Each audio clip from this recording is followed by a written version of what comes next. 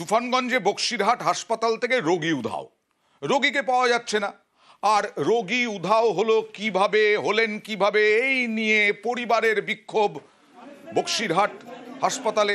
এটা স্বাস্থ্যকেন্দ্র, রোগীর নিজেই স্যালাইন খুলে দৌড়ে পালান, স্যালাইন খুলে দৌড়ে পালান। কত বছর বয়স রোগীর, কি বৃত্তান্ত, কি রোগে তিনি, কোন রোগে তিনি ভর্তি ছিলেন, কথা বলবো শুভঙ্করের সঙ্গে। হাসপাতাল কর্তৃপক্ষ কি বলছে, শুভঙ্কর? হ্যাঁ অয়নদা, তোমাকে জানিয়ে রাখি, এই যে ঘটনা সেটা হচ্ছে তুফানগঞ্জ 2 ব্লকের বক্সিরহাট ব্লক প্রাথমিক স্বাস্থ্যকেন্দ্রের। গতকাল দুপুর নাগাদ তুফানগঞ্জ 2 ব্লকে ভানুকুমারী 2 গ্রাম পঞ্চায়েতের নাগরখানা এলাকার এক বাসিন্দা বসিরুদ্দিন মিয়া, তিনি জ্বর নিয়ে গতকাল দুপুরে বক্সিরহাট ব্লক প্রাথমিক স্বাস্থ্যকেন্দ্রে ভর্তি হয়েছিলেন। এরপর বিকেলবেলা হাসপাতালে কর্তব্যরত নার্স তাকে যখন একটা ইঞ্জেকশন দিতে আসেন, সে সময় তিনি স্যালাইন খুলে স্বাস্থ্যকর্মীদের সামনে হাসপাতাল থেকে দৌড়ে পালিয়ে যান। তার মানে নার্স তো দেখেছেন, নার্স ঠেকাতে পারলেন না।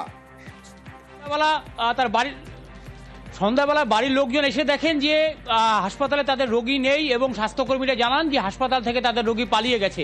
কিভাবে স্বাস্থ্যকর্মীদের সামনে একজন রোগী পালিয়ে গেল এবং কয়েক ঘন্টা কেটে গেল, তবুও সেই রোগীকে খুঁজে পাওয়া যায়নি এবং রাতে দফায় দফায় হাসপাতাল চত্বরে বিক্ষোভ দেখায়। পরে পুলিশ, বক্সিরহাট থানার পুলিশ গিয়ে পরিস্থিতি নিয়ন্ত্রণে আনে। ইতিমধ্যেই ওই পরিবারের তরফে হাসপাতাল কর্তৃপক্ষের বিরুদ্ধে বক্সিরহাট থানায় অভিযোগ দায়ের করা হয়েছে। হাসপাতাল থেকে পালিয়ে গেলেন, নার্সের সামনেই কেউ কিছু করতে পারলেন না, আর এখনো বাড়িও ফিরলেন না।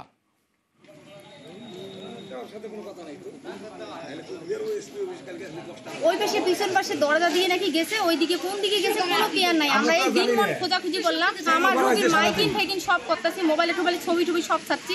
আমার যে রোগী পাচ্ছি না, ডাক্তারবাবু থানায় ডায়েরি করছে, রোগী পাচ্ছ না হাসপাতাল থেকে, এখন কি করা যাবে? ছোট বাবু এইরকম করে বললো থানার থেকে, আমার স্বামীকে পাচ্ছি না, কালকে আমি ভর্তি করছিলাম, আজকে আমি পাচ্ছি না, কি রকম করে গেল হাসপাতাল থেকে।